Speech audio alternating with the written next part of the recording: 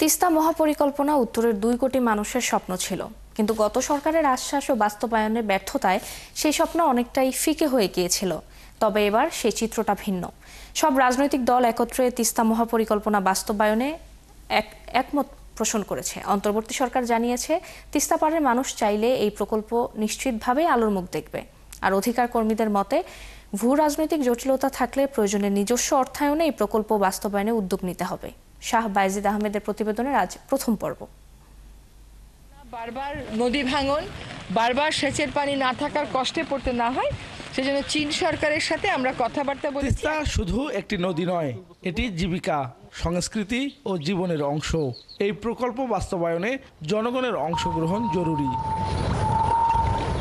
অন্তর্বর্তী সরকারের উদ্যোগে গত 9 মার্চ থেকে 13 মার্চ পর্যন্ত উত্তরের 5টি জেলায় পাওয়ার চায়না কোম্পানি তুলে ধরে Teesta river comprehensive management and restoration প্রকল্প। সেখানে একাত্মতা প্রকাশ করে উত্তরের 2 কোটি মানুষ। ভারতের পানি আগ্রাসনে প্রতিবছর ভাঙন, খরা ও প্লাবনের শিকার হয় তিস্তা পাড়ের মানুষ। দীর্ঘদিন ধরেই মহাপরিকল্পনা বাস্তবায়নের দাবিতে আন্দোলনও করছেন তারা। এবার সেই দাবি নিয়ে একত্র প্রধান রাজনৈতিক দলগুলো, যা নতুন করে আশার আলো জাগিয়েছে। রাষ্ট্র পরিচালনার দায়িত্ব পেলে আগামী দিনে অবশ্যই আমরা চালু করবো ইনশাআল্লাহ। উত্তরাঞ্চলের দুঃখ তিস্তা, এই তিস্তা ব্যারেজ এবং তিস্তা স্থায়ী প্রকল্প বাংলাদেশের জনগণের প্রাণের দাবি। আমরা চাই তা অবিলম্বে বাস্তবায়ন হোক।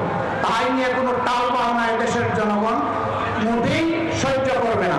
বাস্তবসম্মতভাবে এবং কুড়িগ্রামকে কোনো ধরনের যাতে অবহেলা না করা হয়, সেইভাবে এই পরিকল্পনা বাস্তবায়ন করতে হবে।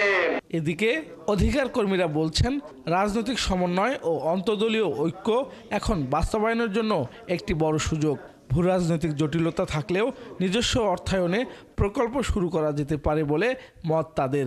আমাদের কথা হচ্ছে, এই সরকার যখন বলেছেন আমরাও টাকা দেব, সরকারও টাকা দেব, চীনের টাকা কখন আসবে এই অপেক্ষায় না থেকে নিজের টাকা যেটা খরচ করবেন, কত টাকা খরচ করবেন তা সুনির্দিষ্ট করে সম্পূরক বাজেট তৈরি করে এটা ERDতে জরুরি মিটিং করা। উত্তরের মানুষের জীবন জীবিকার প্রশ্নে তিস্তা প্রকল্প যেন আর স্থগিত না থাকে। উত্তরের কোটি মানুষের জীবনের জন্য বহু প্রতীক্ষিত তিস্তা মহাপরিকল্পনা যেন আর রাজনৈতিক দাবির জিম্মি না হয়, সেই প্রত্যাশায় অপেক্ষা করে আছে তিস্তা পাড়ের মানুষ। শাহ বাইজিদ আহমেদ, 71, রংপুর।